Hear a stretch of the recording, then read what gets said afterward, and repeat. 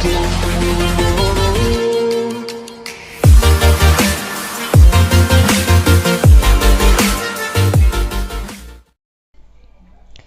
Friends, welcome. My self Neetu. ये जो video आप देखने वाली हो ये बीएड एंट्रेंस और सीटेट एंट्रेंस दोनों के लिए बहुत ज़्यादा ज़रूरी है। आप इंग्लिश में लिखे हुए देख रहे होगे, लेकिन इसका मतलब ये बिल्कुल भी नहीं है कि आपको इंग्लिश नहीं आती है तो आप वीडियो को नहीं देखोगे। मैं इंग्लिश में लिखा हुआ ज़रूर है, लेकिन मैं आपको हिंदी में जो है इसको बोल के आपको कवर करवा दूंगी, ताकि जो इंग्लिश के बच्चे हैं, जो हिंदी के बच्चे हैं, वो दोनों ही इस वीडियो का पूरा फ़ायदा उठा सकते हैं।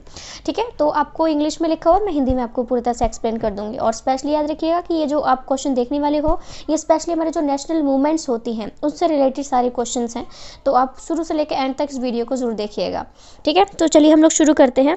पहला क्वेश्चन है हमारा, who was the first president of Indian national Congress, यानी कि भारतीय राष्ट्रीय कांग्रेस जो पार्टी है, ठीक है, जिसे कांग्रेस बोलते हैं, भारतीय राष्ट्रीय कांग्रेस पार्टी का पहला प्रेसिडेंट कौन था।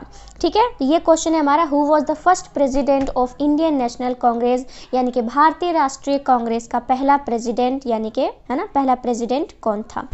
पहला ऑप्शन है हमारा WC बनर्जी, दूसरा ऑप्शन है जवाहरलाल नेहरू, तीसरा ऑप्शन है महात्मा गांधी, चौथा ऑप्शन है सुभाष चंद्र बोस। आप इस वीडियो को पॉज करके भी अपना आंसर याद कर सकते हो कि अब क्या हो सकता है, तो उसके बाद आप इसको दोबारा से शुरू कर सकते हो। तो पहला क्वेश्चन ये हमारा यही है कि जो इंडियन नेशनल कांग्रेस के पहला प्रेसिडेंट कौन है, तो हमारा इसका जो जवाब है, इन चार ऑप्शन में से जो हमारा जवाब है वो है फर्स्ट, यानी कि जो WC बनर्जी हैं ये हमारे इंडियन नेशनल कांग्रेस के पहले जो है वो प्रेसिडेंट थे।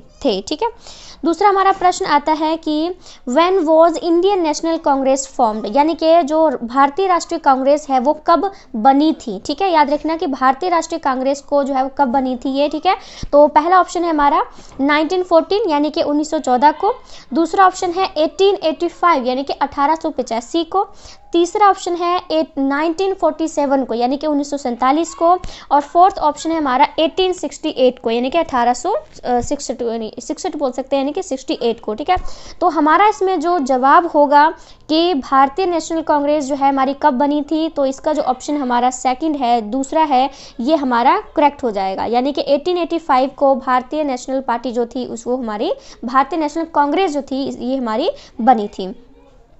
अब चलते हैं तीसरे क्वेश्चन की ओर। तीसरा क्वेश्चन है, who among the following Congress leaders was called the golden man of America. आपको नीचे यहाँ पे चार ऑप्शन दिख रहे होंगे, इसमें से ये पूछा है कि हमारी जो ये चार जो ऑप्शन हैं इनमें से ऐसा कौन सा लीडर है जिसको गोल्ड मैन ऑफ इंडिया कहा जाता था। ये क्वेश्चन बहुत ही इंपॉर्टेंट है कि हमारे जो चार ऑप्शन हैं उनमें से बताना है कि कांग्रेस के, ये सारे कांग्रेस के लीडर हैं, लेकिन इनमें से कौन से व्यक्ति हैं जिनको गोल्ड मैन ऑफ इंडिया के नाम से भी बुलाया जो है, ठीक है, गोल्ड मैन ऑफ इंडिया के नाम से बुलाया जाता है उनको। ठीक है, उनमें कौन से हैं, तो पहला ऑप्शन है हमारा महात्मा गांधी, दूसरा ऑप्शन है बाल गंगाधर तिलक, तीसरा है दादा भाई नौरोजी, और फोर्थ ऑप्शन है आपका मदन मोहन मालवीय। तो इसमें जो हमारा राइट आंसर है, जिसे grand old man of India कहा जाता था, तो वो हमारा ऑप्शन नंबर 3 हो जाएगा, यानी कि दादा भाई नौरोजी थे जिनको जो है वो grand old man of India के नाम से जाना जाता है। ठीक है, आई होप आपको समझ में आ रहा होगा। नेक्स्ट जो हमारा फोर्थ क्वेश्चन है वो है, who came to be known as Desh Bandhu. अगला प्रश्न सिंपल सा है कि देश बंधु जो है वो किसे कहा जाता था। ठीक है, याद रखना स्पेशली कि देश बंधु किसे कहा जाता था। पहला ऑप्शन है हमारा JS खारपड़े, दूसरा है आचार्य नरेंद्र देव, तीसरा ऑप्शन है हमारा CR दास, और फोर्थ ऑप्शन है हमारा राजेंद्र प्रसाद। ठीक है, आई होप मैं थोड़ा जल्दी नहीं बोल रही होंगी, आपको थोड़ा रुक के बोलते हैं ताकि आप लोग भी अपने जवाब सोच सकते हो। ठीक है, तो फोर्थ क्वेश्चन ये है कि देश बंधु, जो चार ऑप्शन आप देख रहे हैं इनमें से देश बंधु किसे कहा जाता था। तो यहाँ पर जो हमारा राइट आंसर है वो है हमारा C थर्ड, यानी कि CR दास जो थे इनको देश बंधु के नाम से जाना जाता है, इनको देश बंधु कहा जाता था। अगला हमारा क्वेश्चन है फिफ्थ क्वेश्चन है, Rowlatt act was passed by the British government, यानी कि रोल्ट एक्ट को जो है सरकार ने, जो ब्रिटिश गवर्नमेंट थी, ब्रिटिश सरकार थी, उसने रोल्ट एक्ट को कब पास किया था। ठीक है, तो याद रखना स्पेशली का रोल्ट एक्ट के बारे में पूछा जा रहा है, कब पास किया था। पहला ऑप्शन है हमारा 19 यानी कि 1919 में किया गया था, 1921 में किया गया था, या 1929 में किया गया था। फोर्थ ऑप्शन भी था, लेकिन हमारा ये तीन ऑप्शन में ही सही कोई राइट आंसर है, तो आपको तीन ऑप्शन मिले हैं इसमें, तो आप तीन ऑप्शन में से कोई भी जो है वो सोच लीजिए कौन सा है। तो फिर फोर्थ क्वेश्चन हमारा, रोल्ट एक्ट जो है कब ब्रिटिश सरकार ने पास किया था, तो इसका हमारा राइट आंसर है फर्स्ट। ठीक है, तो लिखा है कि 99 को, यानी कि 1919 को जो है वो ब्रिटिश सरकार ने रोल्ट एक्ट को बनाया था, और इसकी डेट थी हमारी 26 जनवरी। ठीक है, 26 जनवरी, ठीक है, लिखा है कि 26 जनवरी 1999 को रोल्ट एक्ट को ब्रिटिश सरकार ने जो है वो पास किया था। अगला क्वेश्चन है हमारा, who was the political Guru of Mahatma Gandhi. ठीक है, याद रखना कि महात्मा गांधी जी के पॉलिटिकल गुरु के बारे में पूछा जा रहा है कि महात्मा गांधी के पॉलिटिकल गुरु जो है वो किसे कहा जाता था। तो हमारा पहला ऑप्शन है लोकमान्य तिलक, दूसरा ऑप्शन है मोतीलाल नेहरू, तीसरा ऑप्शन है जी के गोखले, जिनकी फुल फॉर्म होती है हमारी होती है गोपाल कृष्ण गोखले। ठीक है, जी के गोखले की फुल फॉर्म होती है गोपाल कृष्ण गोखले। और फोर्थ ऑप्शन है हमारा विनोबा भावे। तो क्वेश्चन है हमारा कि महात्मा गांधी जी के पॉलिटिकल गुरु किसे कहा जाता है, तो इसका जो हमारा राइट आंसर है वो राइट आंसर है हमारा थर्ड। ठीक है, यानी कि गोपाल कृष्ण गोखले जो थे, ये हमारे महात्मा गांधी जी के पॉलिटिकल गुरु, स्पेशली राजनीतिक गुरु की बात करिए, और कोई गुरु नहीं, राजनीतिक गुरु के जो है हमारे गोपाल, ठीक है, कृष्ण गोखले महात्मा गांधी जी के ये एक राजनीतिक गुरु हैं। ठीक है, याद रखिए, बहुत इंपॉर्टेंट क्वेश्चन है। उसके बाद सेवंथ क्वेश्चन पे आते हैं। सेवंथ क्वेश्चन है, who formed the forward block. ठीक है, फॉरवर्ड ब्लॉक को जो है वो किसने फॉर्म्ड किया था। ठीक है, सेवंथ क्वेश्चन है हमारा,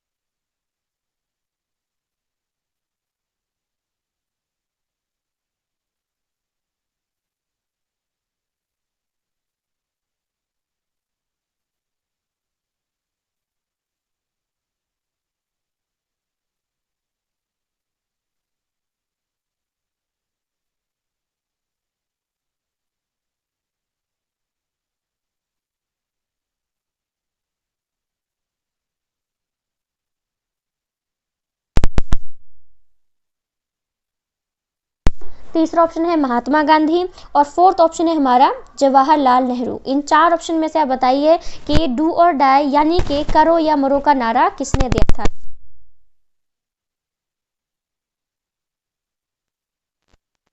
यानी कि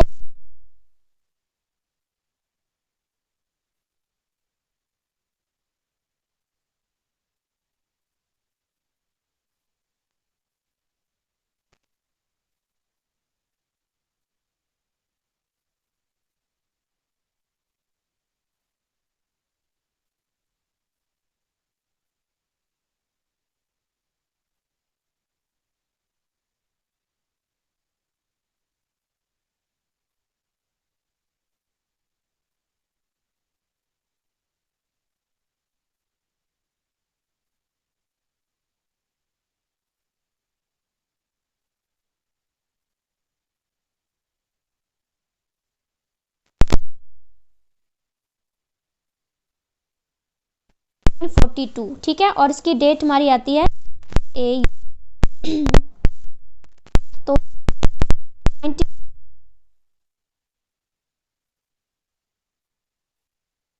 ठीक है, तो याद रखना ये हमारा शुरू हुआ था। उसके बाद हमारा आता है अगला क्वेश्चन, 10वां प्रश्न आता है हमारा, who started the non corporation movement in India. Non corporation जो हमारा है इसका मतलब होता है असहयोग आंदोलन, ठीक है, असहयोग,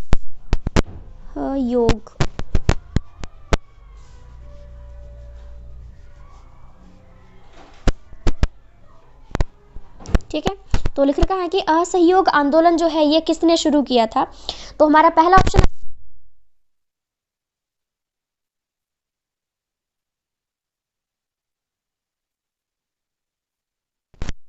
और चौथा ऑप्शन आता है जे.बी. कृपलानी, ठीक है। ये प्रश्न हमारा 10वां है। तो प्रश्न ये है कि असहयोग आंदोलन किसने शुरू किया था। तो असहयोग आंदोलन जो किसने शुरू किया था, इसका हमारा राइट आंसर हो जाएगा सी, यानी कि महात्मा गांधी जी, ठीक है। याद रखना कि महात्मा गांधी जी ने ही असहयोग आंदोलन के नॉन कॉरपोरेशन मूवमेंट को शुरू किया था। अगला जो हमारा प्रश्न आता है वो है कि 11वां प्रश्न है, in which of the following movements Mahatma Gandhi gave the slogan do or die. अभी हम ऊपर करके हटे हैं कि डू और डाई का मतलब होता है हिंदी में करो या मरो का नारा किसने दिया।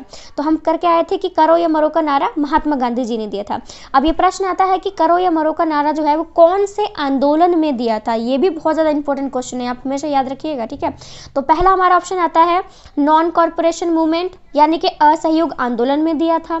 दूसरा ऑप्शन है क्विट इंडिया मूवमेंट, या फिर हमारा जो लिखा है कि भारत छोड़ो आंदोलन में दिया था। तीसरा है खिलाफत आंदोलन में दिया था, और चौथा है दांडी मार्च, ठीक है। ये 4 मूवमेंट हैं, इनमें से बताना है कि इनमें से कौन सा आंदोलन है जहां पर महात्मा गांधी जी ने जो है वो करो या मरो यानी कि डू और डाई का नारा दिया था। तो 11वें का जो हमारा आंसर है वो हो जाएगा बी, यानी कि भारत छोड़ो आंदोलन, ठीक है। तो 11वें का आंसर बी है कि भारत छोड़ो आंदोलन में महात्मा गांधी जी ने जो है वो करो या मरो का नारा दिया था। उसके बाद नेक्स्ट क्वेश्चन हमारा आता है कि who conceived the idea of Pakistan, यानी कि पाकिस्तान का जो आइडिया जो नाम है वो किसने दिया था, ठीक है। तो याद रखना कि पाकिस्तान का जो आइडिया है वो जो नाम का आइडिया है वो किसने दिया था। तो पहला हमारा ऑप्शन आता है आसिफ अली ने, दूसरा ऑप्शन है मोहम्मद अली जिन्ना ने, तीसरा ऑप्शन है चौधरी रहमत अली, और फोर्थ ऑप्शन है हमारा H.S. शहरवर्दी, ठीक है, शहरवर्दी। ये हमारा 12वां प्रश्न है, और प्रश्न ये है कि who conceived the idea of Pakistan. तो इसका जो हमारा 12th क्वेश्चन है इसका राइट आंसर हो जाएगा हमारा सी, यानी कि चौधरी रहमत अली ने जो है वो पाकिस्तान का जो है वो नाम आइडिया दिया था। अब हमारा अगला प्रश्न आता है 13 question, who of the following prime ministers sent Cripps mission to India. आपको 4 ऑप्शन यहाँ पे मिल जाएंगे। यहाँ पे पूछा जा रहा है कि ये 4 मिनिस्टर हैं, ठीक है, ठीक है, इनमें से कौन है जिसने क्रिप्स मिशन है उसको इंडिया में भेजा, भारत में भेजा था।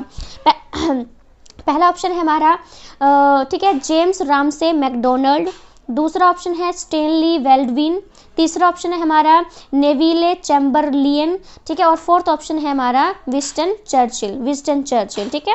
तो ये है कि हमारा जो क्रिप्स मिशन है उसको इंडिया में किसने भेजा था। तो 13वां का राइट आंसर जो हो जाएगा वो हो जाएगा हमारा डी, यानी कि हमारे जो विंस्टन चर्चिल है उन्होंने क्रिप्स मिशन को भारत में भेजा था, ठीक है। उसके बाद हमारा नेक्स्ट प्रश्न जो आता है वो है who said Swaraj is my worth right and I shall have it.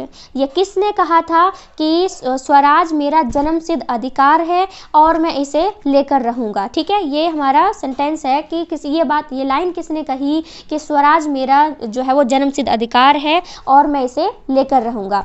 हमारा पहला ऑप्शन आता है ठीक है डॉक्टर राजेंद्र प्रसाद, दूसरा ऑप्शन है महात्मा गांधी, तीसरा ऑप्शन है सुभाष चंद्र बोस, और फोर्थ ऑप्शन है बाल गंगाधर तिलक, ठीक है। तो ये हमारा 14th आंसर है, और 14th का आंसर है हमारा डी, यानी कि बाल गंगाधर तिलक जो है उन्होंने कहा था कि स्वराज मेरा जन्मसिद्ध अधिकार है और मैं इसे लेकर रहूँगा, ठीक है। अगले प्रश्न की ओर बढ़ते हैं। अगला प्रश्न है हमारा 15वां। द खिलाफत मूवमेंट वॉज स्टार्टेड बाय, यानी कि जो खिलाफत आंदोलन है इसको किसने शुरू किया था। ठीक है, खिलाफत आंदोलन को शुरू किसने किया था। पहला हमारा ऑप्शन है अली ब्रदर्स, यानी कि जो अली भाई थे उन्होंने किया था। दूसरा है मोहम्मद अली जिन्ना ने किया था। तीसरा है डॉक्टर जाकिर हुसैन ने किया था। और फोर्थ ऑप्शन है हमारा फ़खरुद्दीन अली अहमद, यानी कि खिलाफत मूवमेंट को किसने शुरू किया था। तो ये शुरू किया था हमारा अली ब्रदर्स ने। ये दो भाई थे, ठीक है, एक का नाम हमारा मोहम्मद अली था और दूसरे का नाम शौकत अली था। ये दो भाई थे जिन्होंने खिलाफत आंदोलन, खिलाफत मूवमेंट को शुरू किया था। ठीक है, अगले प्रश्न को बढ़ते हैं। अगला प्रश्न हमारा 16वां, वो है कि who was the first martyr of 1857 revolt. ठीक है, तो लिख रखा है कि हमारे जो है वो कौन 1857 के जो विद्रोह हुआ था उसमें कौन व्यक्ति था जो कि शहीद हुआ था। 1857 के रिवोल्ट में मार्टियर का मतलब होता है हमारा शहीद। ठीक है, इसका मतलब मैं यहाँ पे लिख देती हूँ,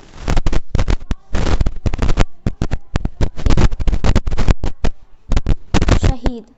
ठीक है, इसका राइट आंसर हमारा होता है कि इसका होता है शहीद। ठीक है, इसका मतलब होता है तो पहला ऑप्शन है हमारा रानी झांसी, दूसरा ऑप्शन है मंगल पांडे, तीसरा ऑप्शन है तांत्या टोपे और फोर्थ ऑप्शन है बहादुर शाह।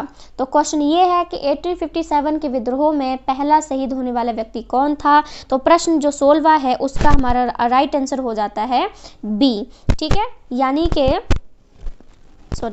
तो इसका जो हमारा राइट आंसर हो जाता है वो है बी, यानी कि मंगल पांडे। ठीक है, सुनिएगा, मंगल पांडे जो थे वो हमारे 1857 के रिवोल्ट में जिन्होंने थे जो कि पहले शहीद हुए थे। अब नेक्स्ट क्वेश्चन की ओर बढ़ते हैं। नेक्स्ट क्वेश्चन है हमारा कि when did Simon commission visit India. ठीक है, साइमन कमीशन भारत कब आया था। आपको याद होना चाहिए कि तभी नारे भी लगे थे, गो साइमन। ठीक है, हाँ, गो बैक नहीं, गो साइमन गो बैक, इस तरह के नारे भी लगे थे जब साइमन कमीशन इंडिया आया था। तो आपसे प्रश्न पूछा जा रहा है कि साइमन कमीशन भारत कब आया था। तो साइमन कमीशन कब भारत आया था। पहला ऑप्शन है हमारा 1928 में, दूसरा है हमारा 1919 में, तीसरा ऑप्शन है 1935 में और फोर्थ ऑप्शन है हमारा 1903 यानी कि 1903 में। ठीक है, तो याद रखिएगा कि जो साइमन कमीशन था भारत हमारा आया था 1928 में। ठीक है, तो 17वें का जो हमारा आंसर है वो है फर्स्ट, यानी कि 1928 में साइमन कमीशन भारत आए थे, तभी साइमन गो बैक के नारे भी लगाए गए थे।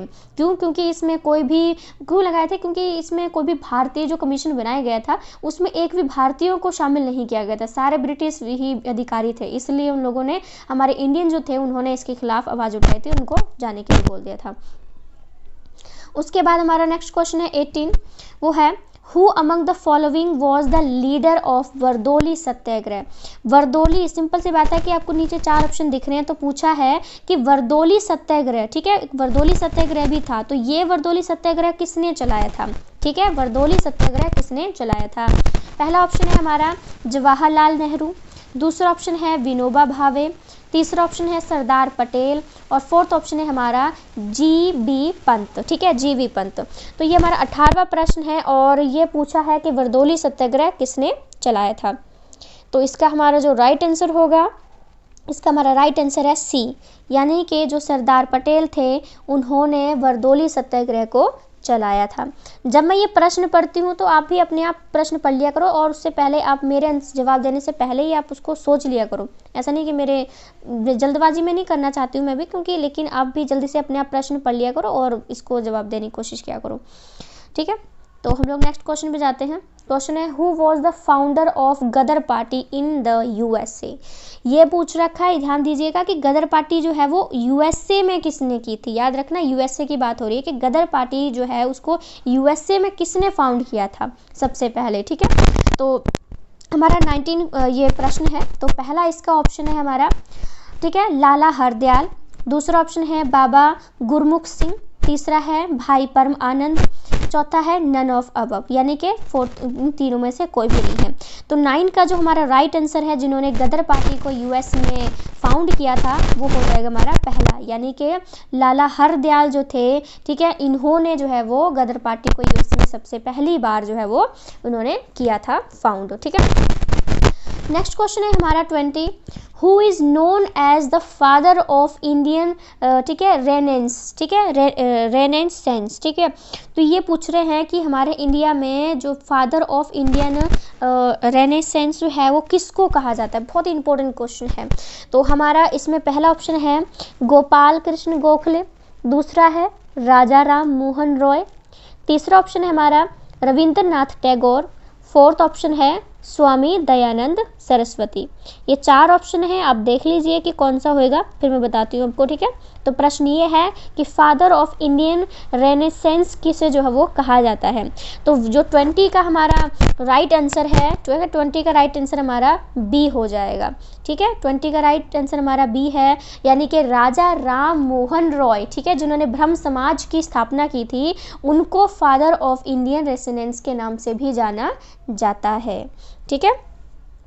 तो 20 का जो हमारा आंसर है ये करेक्ट हो जाएगा, ठीक है।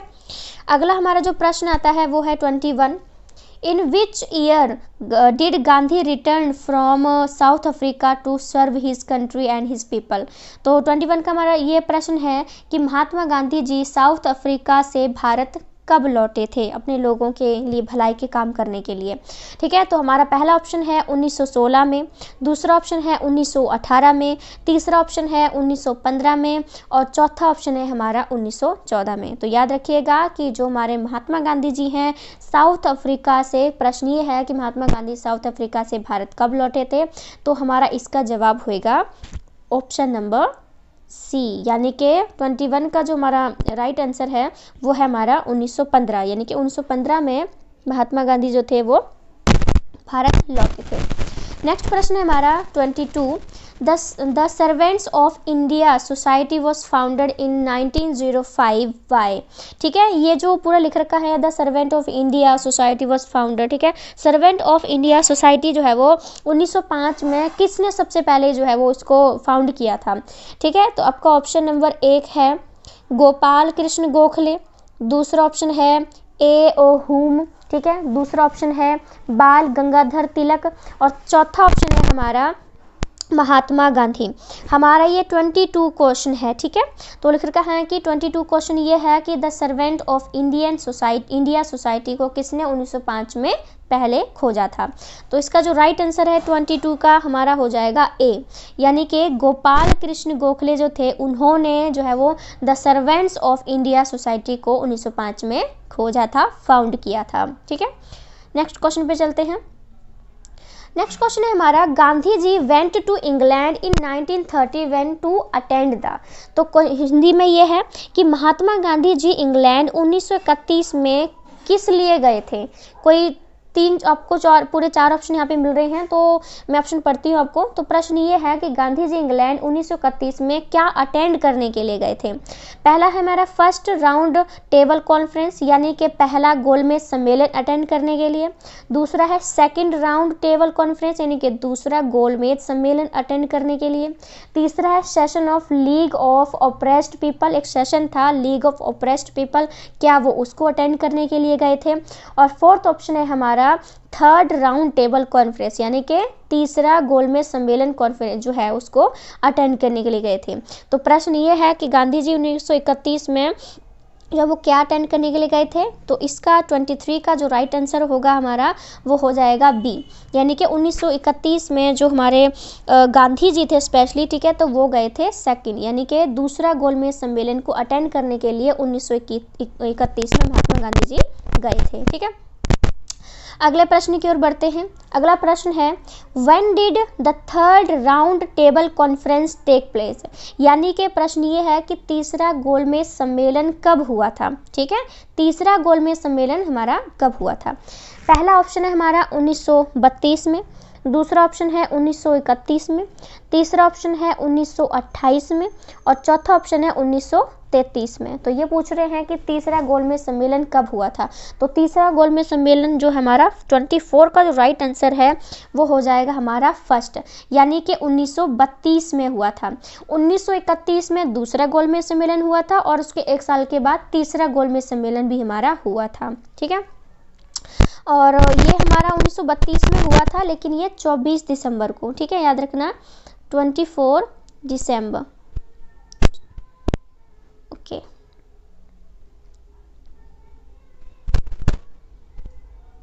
ठीक है, ये हमारा राइट आंसर है।